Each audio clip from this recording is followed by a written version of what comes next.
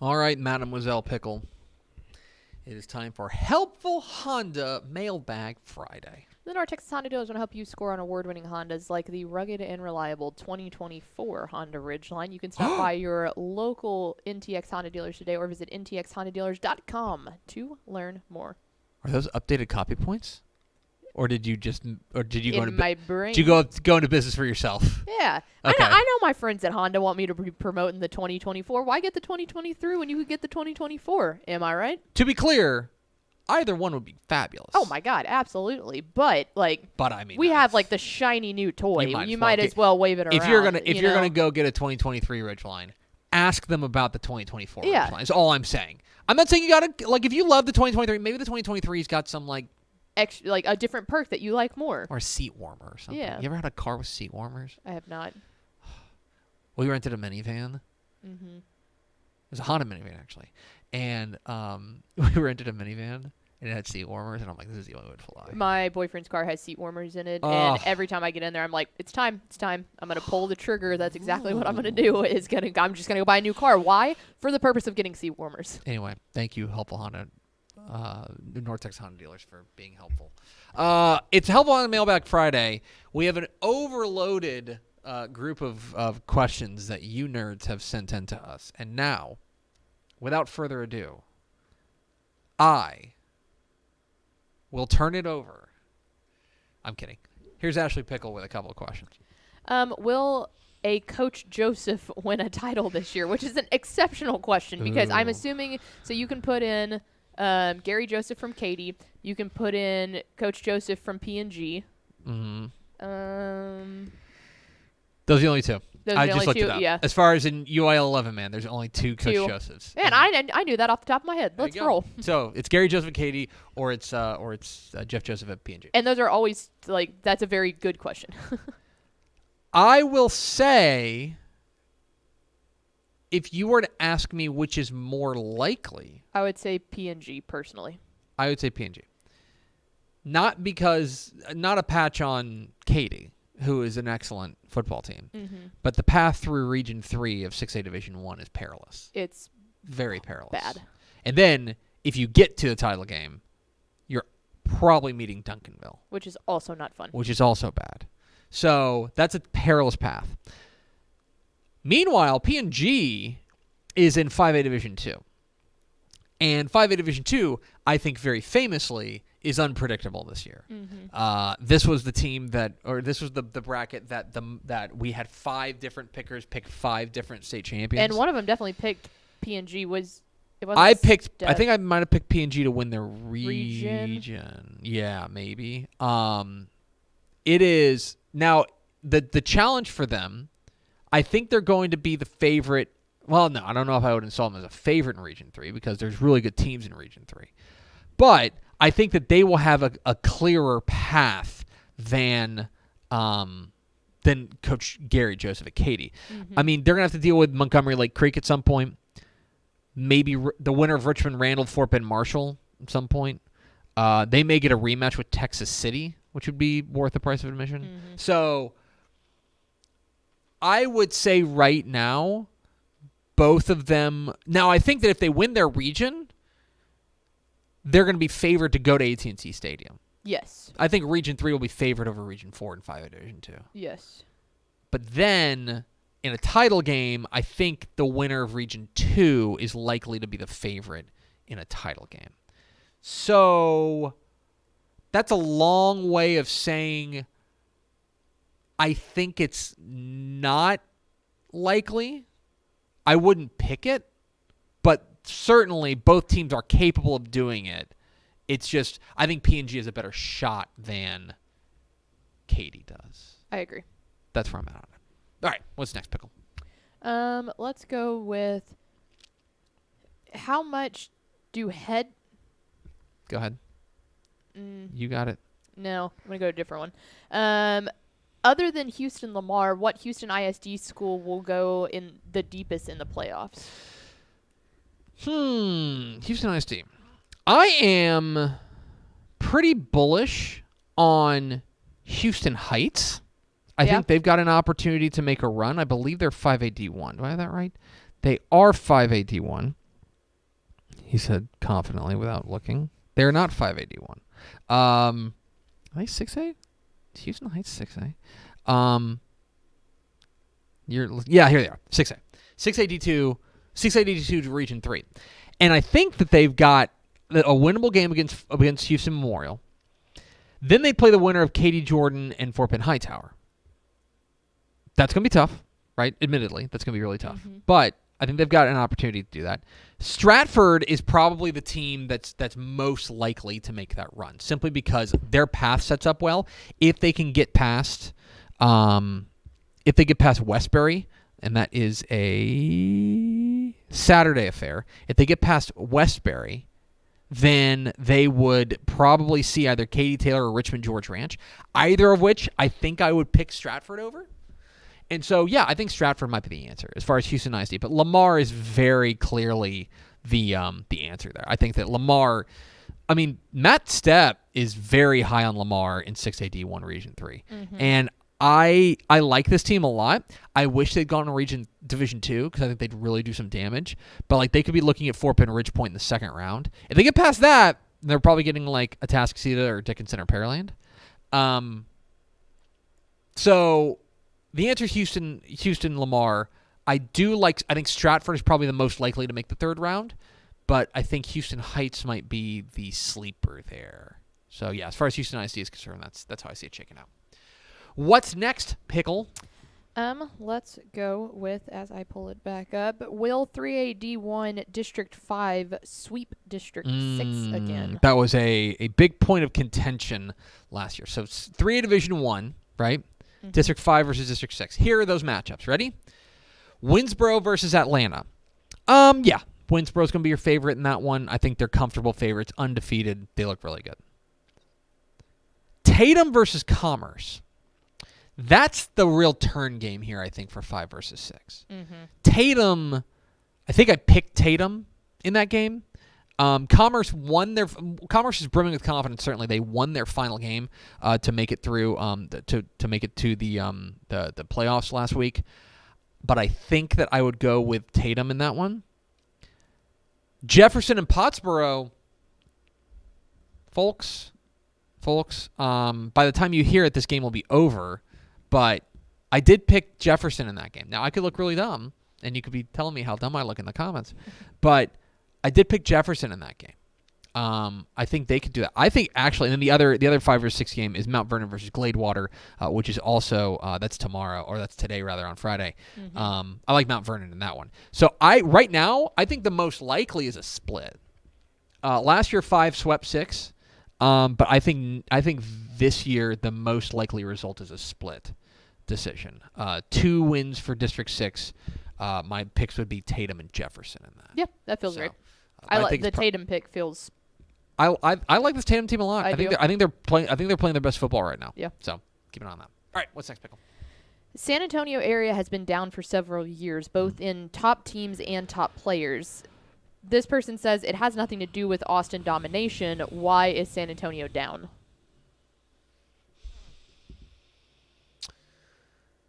I think before I answer that question, I think I want to argue the premise of that question.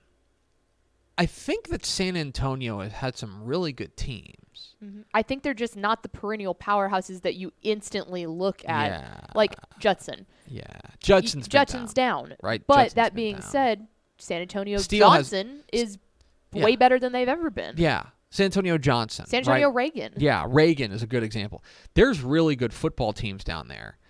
I think that we measure San Antonio's success because they're a major city, a major metro area, as we measure it in terms of who can get to a quarterfinal, who can make it to a semifinal, who can win their region, right?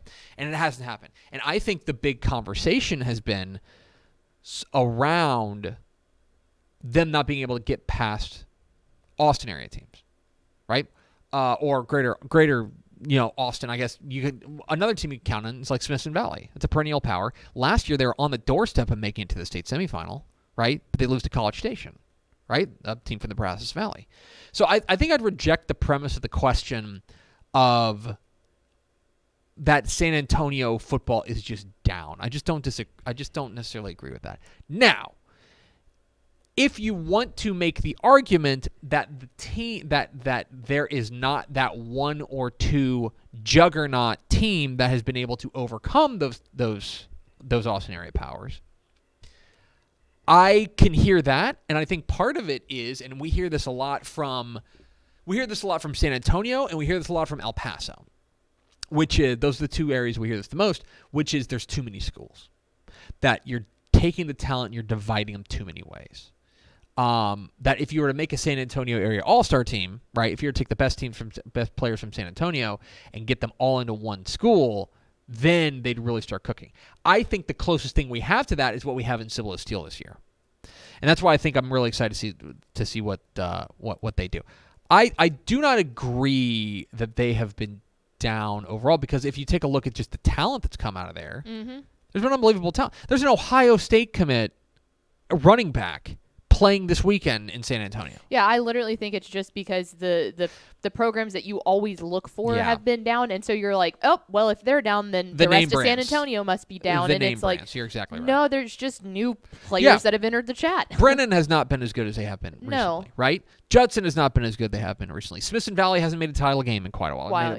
But Cibolo Steel is one that's still doing really well. Steel's playing well. Alamo Heights is playing really well. Very well. Right? Davenport, the newest program, well, one of the newest programs down there. Veterans Memorial, San Antonio Veterans Memorial, right? Reagan. I think there's been a really healthy uprising of programs like Taft, right, and Clark. So I don't know. Yeah, I think I want to gently push back on the premise of that question, because I think that what we end up doing when we talk about San Antonio being down, I think we say it in the context of San Antonio, of it measured against Austin. And I think part of it is that Austin's just been better, like plain and simple. And a lot of it is two teams, and now really you add in Vandergrift, probably three teams. So I would. That's where I think that's where I stand on it. But I think that's overall. I mean, part of it is that like there's now in Region 4, right? Part of it is just perception, because Region 4 used to be all San Antonio and the Rio Grande Valley. Yep. Right. Then one Austin district moved into San Antonio, and now there's in 6A a very dominant. Austin. And now there's two. Now there's two Austin districts, and so the population shifts I think have been a part of that. That there's a growing number of elsewhere around San Antonio as far as big schools are concerned, and part of it is that they just keep dividing into more schools, and so I think that there's a little bit more of a diffusion of talent in the. But we're also seeing stuff like that with the diffusion of talent too. We're also seeing that happen. We're seeing it happen in Austin. We're seeing take a Frisco ISD. How many schools are coming in? That stuff just starts to kind of mull itself down a little bit. You see in Alvin ISD, we talk when we go out to El Paso. That's what we hear from El Paso coaches all the time. It's like the talent here is unbelievable. It's just that they're playing at so many different schools. Yep. So, that's a long answer to a short question. All right, what's next, Pickle? Are you surprised to see Boys Ranch drop to 1A? No. I'm not either. Boys Ranch is so if you don't know, they might have a really good shot in 1A. So you don't know the story of Boys Ranch. Boys Ranch is a singular, unique program. Boys Ranch is located on Cal Farley's Boys Ranch up in the Panhandle. It is it's a school for let's call it distressed youth. Maybe they're dealing with homelessness. Maybe they're dealing with discipline issues. Maybe they're dealing with things like that. But but Boys Ranch is a very special place where it is a nonprofit organization that also has a school on the Boys Ranch, which is a home for distressed youths. And they've always struggled with numbers. They've always struggled with numbers. Simply because of just the nature of their program. That's why I say that Aaron Wampler, who's the guy who, by the way, just took Clarendon to a win last week over Stamford, I think it was. Did Clarendon beat Stamford? He said confidently. Who did Clarendon beat last week? Clarendon beat Wellington. That's right. They beat Wellington last week. He went over and took over at Clarendon. He was the one who really got them winning games at Boys Ranch, making the playoffs and breaking long losing streaks. That's a ball coach and Jack there. And it's such a unique program. I am not surprised to see them drop. And by the way, Boys Ranch plays Clarendon this week. Mm-hmm. And Aaron Wampler's like a return to play his old program. And yeah, look, Boys Ranch turned in 104 last year. That is technically a 6-man number. They were rocking with a 104 as far as enrollment is concerned. That's a 6-man number. They opted up to play there, and I think my guess, I have not seen I don't have their number in front of me. My guess is that it's under 100, and at that point, you really got to start thinking about like what you're trying to do here. Well, and they've seen success now at the 2A level, so it's like, hey, you know what success tastes like. We have a good shot to have success in the 1A level. And part of me just looks at this and says, I hear this a lot. Like, people are like, why don't they drop down to 6-man? Why don't they drop down to 6-man? And to be clear, I think 6-man is the best option for a lot of these programs. Mm-hmm. Let's also acknowledge that is a cultural shift in the community when you move from 11-man to 6-man, because you have to get there's a lot of people like it's not fair, but like there's a lot of people who are like, oh, we're playing 6-man football, like that's just so different. We're gonna have to change things. Like that's not what I grew up watching, right, in their community. And even though it's best for the program, it is a familiarity situation. It's a culture situation where you're saying, oh, we're going to go and play a different sport. And so I think that there is pushback from communities about that. And again, I think it's the right move for a lot of these programs to drop down to play 6-man football. But it is also it's an uphill battle in a lot of these communities, because you're asking the community to change something that they hold very dear, and you're asking them to make a fundamental shift in it. 6-man football is great. There's a ton of programs that dropped. Go ask Lakey, who was an 11-man doormat and now is a perennial kind of like contender in 6-man. It's the right move for a lot of programs, but it's a lot easier for me to say that than it is to convince a community that it's the right move. So it's not surprising to me that Boys Ranch is dropping. What's next, Pickle? 2 more here. We've got, can anyone in 5A D1 beat Aledo? I personally do not think so. I've made my predictions. You've seen my predictions. I think that Aledo's winning the state championship. Yeah. I don't think so. I like, and I would be glad to be proven wrong, but no, I do not think so. The one thing you look at would be that Ryan game. That you can make an argument because they're 10-0, right? They're 10-0. They squeaked out one against Ryan in the regular season. They squeaked out one against Ryan. They squeaked out one against Denton Geyer. Now, that's a 6A team, right? It's a playoff team in 6A. And they squeaked out. They won by 15 rather, against Parish Episcopal. That's was a state-ranked private school team, right? I do not think they are invincible. I do not think this is 2011 Aledo with Jonathan Gray, where they were untouchable. That was one of the most dominant teams I've ever seen. I think they're 2011 Aledo, but I'm not sure I see a team in 5A Division 1 that can beat them. That's the issue. I think the only people that could do it would be if they made it to the state semifinal. Longview. I think the state semifinal of Aledo and Longview, which we saw last year, would be the only one that they could get them. I don't think Longview's defense is good enough to stop the Aledo offensive attack. See, that's interesting, because I might go the other side. I don't know if Longview's offense is consistent enough to score on the Aledo defense. Because the Aledo defense has looked stout this year. Really good. It's looked really good. After some early hiccups, they've really gelled. I would be interested in a Smithson Valley Aledo title game. I would also be interested, I don't know. I would also be interested in like a Fulshire Aledo game. Yes.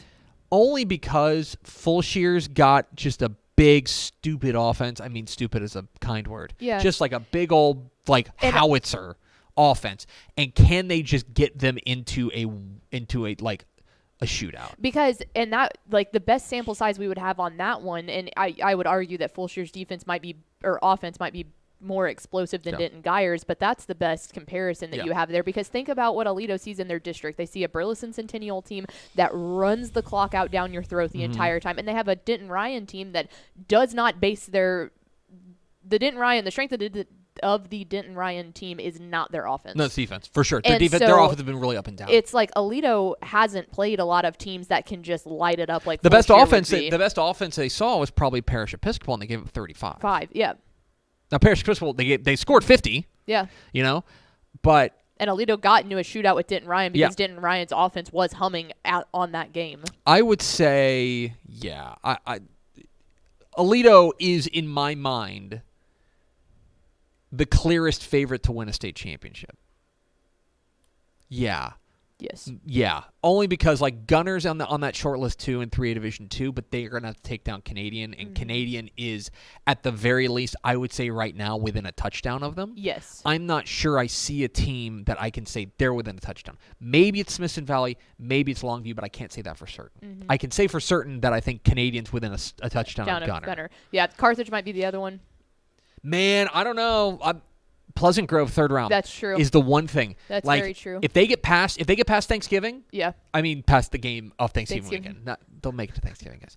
But if they get past there, if they get to the regional final, absolutely lock them in. But that's the one game I'm watching. That's with true. Pleasant Grove. Yeah, because then you look in 2A and it's like Timpson Refurio is up in the air. Timpson Refurio is a coin flip type game, and then most of the 6A games are coin flips games. Yeah, I mean DeSoto might be a favorite in 6A Division 2, but I think that there's enough landmines there that I can't call them a prohibitive favorite. Right now, Aledo is in my mind a prohibitive favorite in 5A Division 1. Yes, I agree. There you go. All right, we got one more. What game tonight? Take Lake Travis and Vandergrift out of it because I know you're on the call for that. If you could be on the call for any other game, what game would you want it to be? Revving up over there.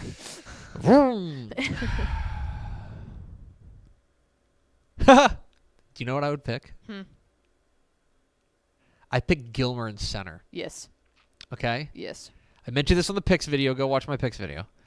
That is the cut the brakes game of the week. Yes. That if you just want pure entertainment value, you just want to pop some popcorn and watch a game, Gilmer in center is the game because it's going to be so pointsy. As far as I would be very interested in. I'm very jealous of who's going to call Louisville Allen for us for Dave Campbell's Texan Live. It'll be Grayson Nolette and Cody. That was a Thursday game anyway. So I'm sure the broadcast was great. As far as tonight is concerned, because there's a lot of Thursday games and there's a handful. Klein Cannon Bridgeland. I'm really really high on that. I like that matchup a lot. Yeah, I would go. Yeah, that's Lake Belton and Denton Ryan Lake is Belton, another Denton great Ryan's one. Another heater. Kind of Cedar. This one's kind of. I'm just interested in this one, but Cedar Hill and Pflugerville Weiss, because I think Weiss has the opportunity to do something that an Austin area team in that realm hasn't done in a long time, of kind of take down what it was at one point a DFW power. But I think Weiss is the better team. I'm interested to see what that score ends up being, because it has a potential to get ugly, but will it? Yeah. I don't know. Cedar Hill can hang in that game. Yeah. I'm interested in that one. The other one, and I'll actually go from kind of that same part of the world, Lancaster and LaPorte. That's a good one. Friday down there in Sheldon. Long trip for Lancaster. Long trip. But that's a dangerous 4 seed. Nederland and Montgomery Lake Creek. Not good. Yeah, you want to talk about disparity in pedigree there. Yeah. Yeah. It's a good week. It's a good week of games. Watch a ton of them on Dave Campbell's Texan Live. Correct. That's going to do it for us. Thanks for spending a little bit of your day with us. Reminder, 7:30 p.m. tonight on YouTube, Facebook, Twitter, and TexanLive.com. You can watch Dave Campbell's Texas Football Tonight, whip around coverage at the Texas High School Football Playoffs for dropping in live to games all across the state. Thanks so much for watching that video. If you would like more and to be notified when they come out, go ahead and click that subscribe button right down there. You can also watch Texas Football Today every day live at noon on TexasFootball.com, Facebook, Twitch, and right here on YouTube. For more of the best coverage of Texas football in the Lone Star State, go to TexasFootball.com/subscribe.